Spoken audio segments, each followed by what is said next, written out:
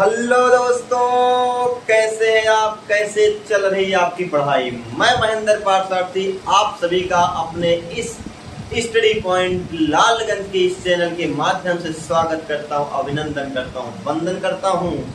और तो दोस्तों, मेरी आज पहली क्लास आज आपके बीच में है, जिसके माध्यम से मैं आपको पढ़ाऊंगा प्रकाश। क्योंकि दोस्तों जो प्रकाश है, प्रकाश क्लास 10th और 12th दोनों सिलेबस में है, इसलिए आज मेरी जो क्लास होगी वो क्लास होगी प्रकाश की। तो दोस्तों ध्यान दीजिएगा कि प्रकाश एक प्रकार की ऊर्जा है। प्रकाश जो होती है एक प्रकार की ऊर्जा है जो हमारे दृष्टि ज्ञान को जागृत करता है, जो हमारे नेत्र ज्ञान को जागृत करता है, या जिसकी सहायता से हम किसी वस्तु को देखते हैं, वो आपका प्रकाश कहलाता है। अगर हम और डिफिनेशन की बात करते हैं तो ये भी कह सकते हैं कि प्रकाश वह विकिरण है, प्रकाश ऐसी विकिरण होती है जो हमारे नेत्रों के संवेदित करता है, जो हमारे आंखों को संवेदित करता है, वो आपका प्रकाश कहलाता है। लेकिन हाँ, याद रखिएगा, प्रकाश स्वयं दिखता नहीं है। प्रकाश स्वयं कभी दिखता नहीं है। प्रकाश स्वयं कभी दिखता नहीं है दोस्तों, प्रकाश कभी दिखता नहीं है। और अगर दूसरी बात करते हैं, जो प्रकाश होता है, आप लोग देखे होंगे जब कभी टॉर्च को जलाए हैं, तो जो टॉर्च की लाइट होती है वह सीधा जाती है, ना कि वैसे टेढ़ी मेढ़ी होती हुई जाती है। तो जिससे मुझे यह स्पष्ट होता है कि जो प्रकाश है, प्रकाश हमेशा सीधी रेखाओं में गमन करेगा। तो इसका जो एक विशेषता है लिखेंगे, प्रकाश सदैव सरल रेखा या सीधी रेखा में गमन करता है। सीधी रेखा में गमन करता है। और इसके साथ साथ दोस्तों हम एक बात ये भी जानेंगे, जो प्रकाश की चाल होती है, प्रकाश की चाल जल में अलग होगी और कांच में अलग होगी, निर्वात में अलग होगी। अर्थात हम कह सकते हैं कि जो प्रकाश की चाल है वह अलग अलग माध्यमों में अलग अलग होती है। अतः इसका एक पॉइंट बनेगा, प्रकाश की चाल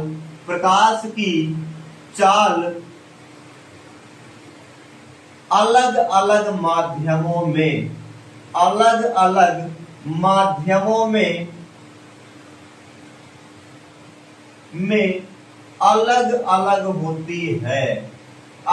अलग होती है। लेकिन दोस्तों याद रखिएगा कि प्रकाश निर्वात में, याद करके रखिएगा, निर्वात में प्रकाश की चाल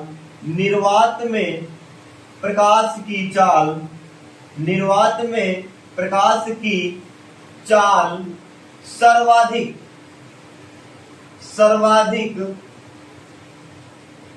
3×10⁸ मीटर प्रति सेकंड होता है। 3×10⁸ मीटर प्रति सेकंड होता है। इसके साथ साथ हम जानेंगे कि प्रकाश की विकिरण ऊर्जा है, कि प्रकाश एक प्रकार की, तीसरा पॉइंट देखेंगे दोस्तों, प्रकाश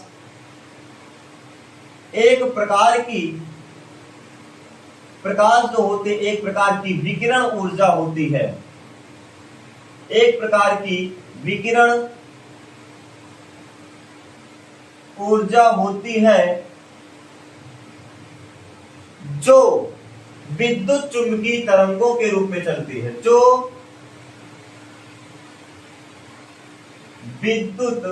यानी ध्यान दीजिएगा, जो विद्युत चुंबकीय तरंगों के रूप में चलता है, जो विद्युत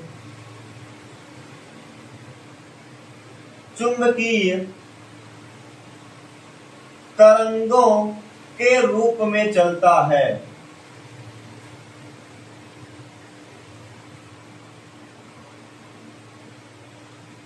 जो विद्युत चुंबकीय तरंगों के रूप में चलता है।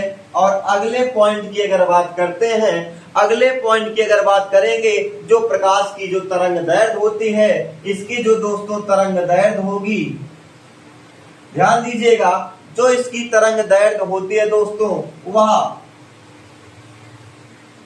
3900 एंगस्ट्रॉम से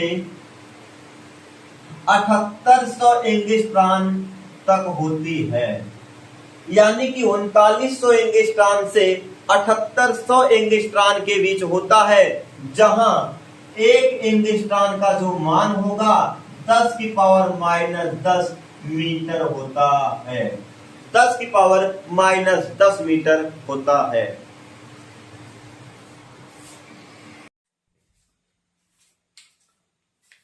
तो दोस्तों, बचपन के उस खेल को मैं याद दिलाता हूं जिस पर आपकी मम्मी आपको डांटती थी और आपसे कहती थी, बेटा ऐसा मत करो, नहीं तो शीशा खराब हो जाएगा।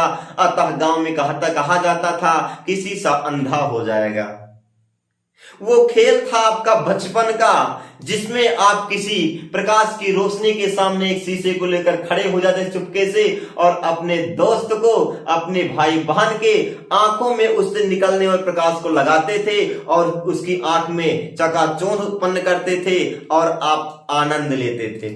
लेकिन दोस्तों, वही आनंद, वही घटना क्या आपको पता था? मैं अपने इस सिलेबस में पढ़ूंगा जिसको प्रकाश का परावर्तन कहते हैं। तो वही चीज दोस्तों ध्यान देंगे। अब इसके बाद हम पढ़ाना चाहूंगा आपको प्रकाश का परावर्तन। प्रकाश का परावर्तन बहुत ही रोचक ये आपका घटना है प्रकाश के लिए। प्रकाश का परावर्तन, इस परावर्तन से मेरा बचपन जुड़ा है, उस बचपन को याद करके मैं पढ़ूंगा। तो दोस्तों, प्रकाश का परावर्तन क्या होता है? ध्यान दीजिएगा। जब कोई प्रकाश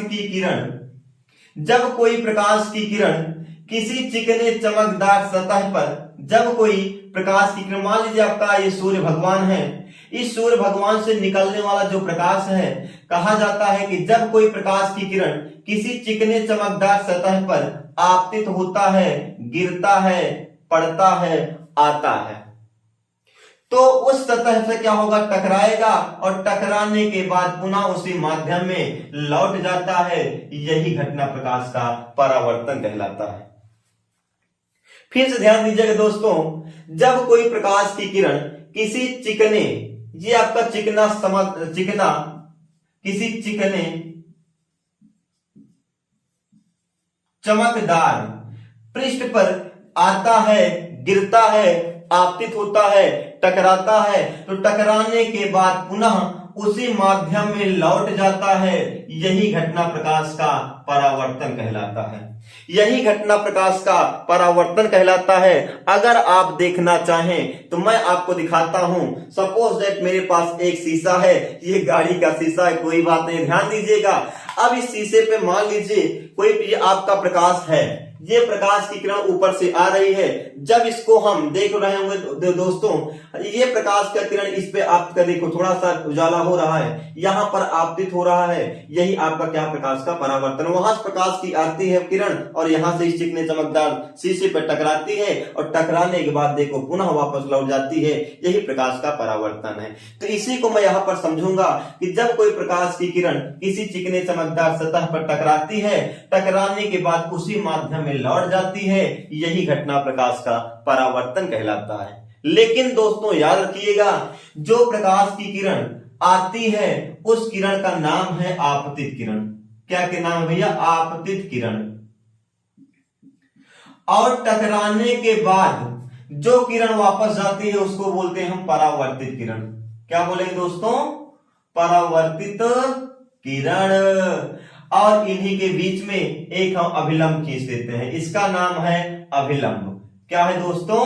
अभिलंब नाम है इसका। सुंदर सा याद कर लीजिएगा। ये आपकी आपतित किरण हो जाती, आने वाली, टकरा कर जाने वाली को परावर्तित किरण के नाम जानेंगे और इसको बोला जाता है दोस्तों अभिलंब के नाम से जानेंगे। हाँ, एक बात और, इस वाले पॉइंट को क्या बोलेंगे? जहां पर आपतित किरण, परावर्तित किरण, आप अभिलंब तीनों पाए जाएंगे, इस पॉइंट को बोलते हैं आपतन बिंदु। क्या बोलेंगे दोस्तों? आपतन बिंदु। याद करके रखना, कभी भूलना मत। अब देखिएगा, आपतित किरण जो होगा अभिलंब के साथ आपतन कोण आई बनाता है और ये परावर्तित किरण कोण आर बनाता है। जहां कोण जो आई है दोस्तों, ये जो कोण आई है, इस कोण को हम आपतन कोण बोलते हैं और आर को बोलते हैं परावर्तन कोण। क्या बोलेंगे? परावर्तन कोण। तो सबसे पहले तो इसमें आपके जो परावर्तन का होता है, परावर्तन के दो नियम होंगे दोस्तों, परावर्तन के नियम। अब देखिएगा, परावर्तन के दो नियम होंगे। कितने नियम होंगे? दो नियम। पहला नियम होता है, याद कर लीजिएगा, चुटकी बजा के याद कर लीजिएगा, कि जब कोई प्रकाश की किरण, ध्यान दीजिएगा, ये तो आपकी कौन सी किरण दोस्तों? आपतित किरण। याद कर लीजिएगा कि आपतित किरण और परावर्तित किरण तथा आपतन बिंदु पर खींचा गया अभिलंब तीनों एक ही तल पर होते हैं। ये आपका पहला नियम है। मैं लिखूंगा नहीं, आपको समझिए, खुद लिखिए, एक बार और समझिए फिर से, कि आपतित किरण तथा परावर्तित किरण एवं आपतन बिंदु पर खींचा गया जो अभिलंब है, ये तीनों एक ही तल पर पाया जाता है। ये परावर्तन का पहला नियम है। और दूसरे नियम की अगर बात करते हैं तो दूसरा नियम और छोटा सा है, कि दोस्तों जो आपका कोण आई है, कोण आई का मतलब एंगल आई इज इक्वल क्या होता? आपतन कोण। क्या होगा दोस्तों? आपतन कोण। और दूसरा क्या होता है? आर, क्योंकि परावर्तित किरण से परावर्तन कोण, आपतित किरण से आपतन कोण। तो आपतित परावर्तित किरण से आर बना, तो क्या बोलेंगे इसको? परावर्तन कोण। क्या बोलेंगे? परावर्तन कोण। परावर्तन कोण। तो दूसरा जो नियम है कि आपतन कोण आई सदैव परावर्तन कोण आर की क्या होगा? बराबर होगा। क्या होगा? सदा बराबर होगा। फिर से सुन लीजिएगा कि आपतित किरण, परावर्तित किरण, आपतन बिंदु पर खींचा गया अभिलंब तीनों एक ही तल पर होते हैं। पहला नियम हो गया। और दूसरा नियम की अगर बात करते हैं, आपतन कोण आई, परावर्तन कोण आर सदैव बराबर होते हैं। सदैव क्या होंगे दोस्तों? बराबर। अब दोस्तों परावर्तन के कुछ विशेषताएं हैं। पहला पॉइंट ध्यान रखिएगा कि अभिलंब आपतन पर, क्या दोस्तों? अभिलंब आपतन के लिए, अभिलंब आपतन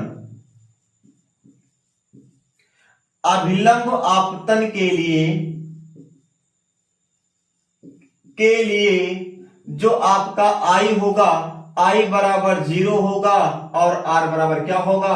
0 होगा। क्योंकि अभिलंब आपतन पर क्या होता है कि जब कोई प्रकाश की किरण किसी भी चिकने चमकदार सतह पर अभिलंबवत यानी कि 90 अंश के कोण बनाते हुए क्या होगी?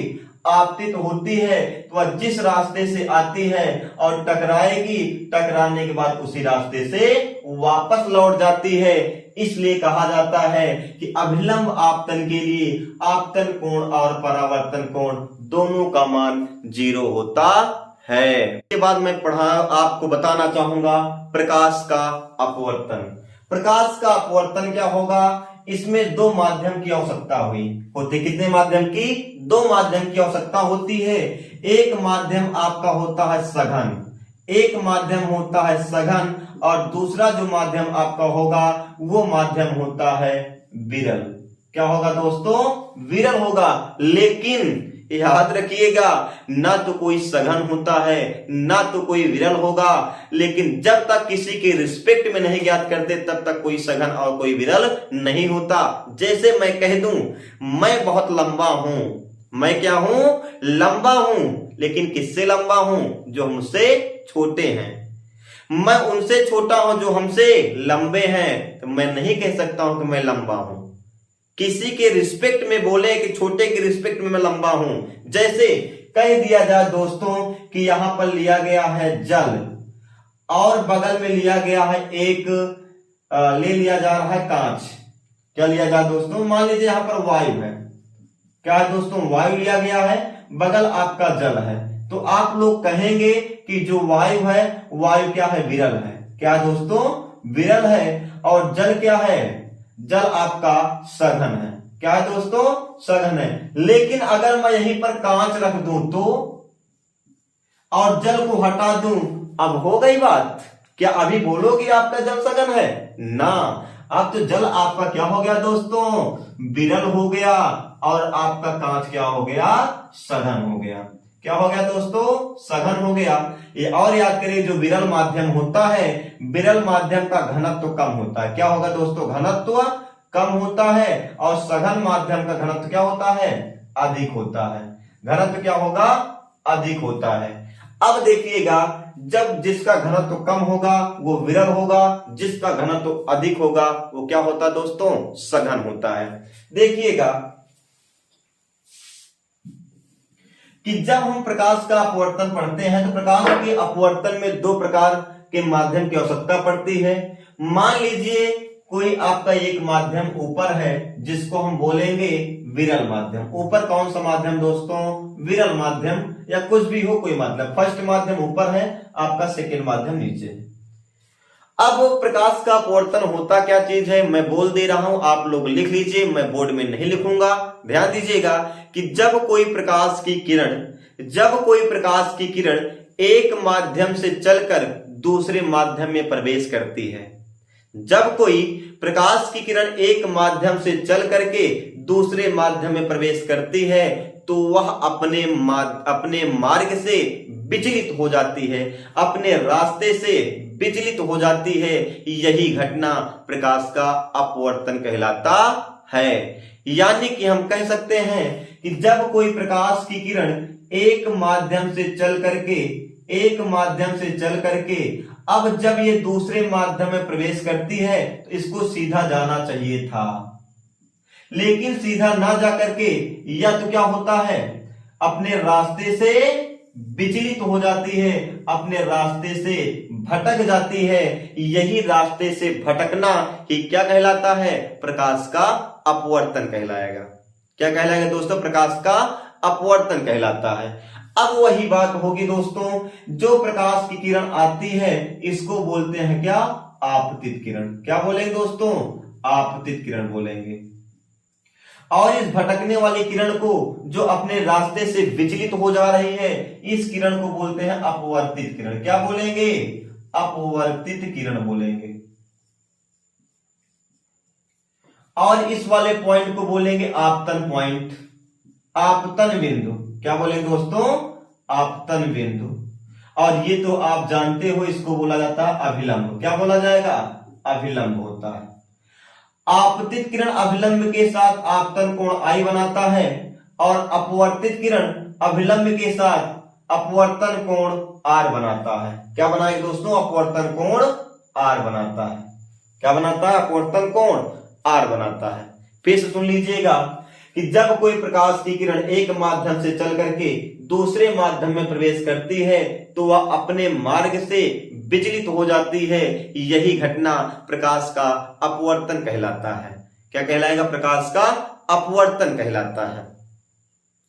अब अपवर्तन कहलाएगा, लेकिन बात ये आती है दिमाग में, ये मेरे परेशान कर देती है कि कब, क्योंकि विचलन तो दोनों ओर होगा। एक बार अभिलंब के निकटतम आता है, एक बार क्या होता है, प्रकाश अभिलंब के, ये आपका क्या है दोस्तों, अभिलंब है। क्या है आपका, ये अभिलंब है, इसको क्या बोलेंगे, अभिलंब है। तो एक बार प्रकाश की किरण क्या होता है, अभिलंब की ओर झुकती है, और एक बार प्रकाश क्या होता है, अभिलंब से दूर हटती है। ऐसा क्यों होता है, और होता है तो कब होता है? तो ध्यान दीजिएगा कि जब प्रकाश की किरण, ध्यान देना दोस्तों, जब प्रकाश की किरण विरल माध्यम से, किस माध्यम से, विरल माध्यम से सघन माध्यम में प्रवेश करती है, विरल माध्यम से अधिक घनत्व वाले, कम घनत्व वाले माध्यम से अधिक घनत्व वाले माध्यम में प्रवेश करती है तो वहां पर हमेशा क्या होगा, अभिलंब की ओर झुक जाएगी। अभिलंब की ओर क्या होता है, झुक जाता है। और यहां पर देखा जाए तो जो आपका कोण आई होगा, जो कोण आई है वह बड़ा होता है किससे, कोण आर से। क्या होगा दोस्तों, कोण जो आपका आई है, ये वाला कोण आई आर से क्या होगा, हमेशा बड़ा होगा। आर से क्या होगा, हमेशा बड़ा होगा। लेकिन अगर हम दूसरी बात यहीं पर करेंगे कि कब अभिलंब से दूर हटती है, तो यहां पर हमेशा पहला जो आपका माध्यम होगा दोस्तों वो सघन होगा और दूसरा माध्यम क्या होगा दोस्तों, विरल होगा। अब यहां पर जब कोई प्रकाश की किरण सघन माध्यम से विरल माध्यम में प्रवेश करती है तो वहां पर अभिलंब से दूर हट जाती है। और यहां पर अगर देखा जाए जो कोण आई आपका आपतन कोण है, आर आपका अपवर्तन कोण है, तो जो आपका कोण आई है, देखो तो कोण आई क्या है, छोटा है किससे, कोण आर से। किससे दोस्तों, कोण आर से। यानी कि जहां पर आपका जो कोण अधिक होगा, जो कोण क्या होगा दोस्तों, अधिक होगा, वो माध्यम क्या होगा आपका, विरल होगा। वो माध्यम क्या होगा, विरल होगा।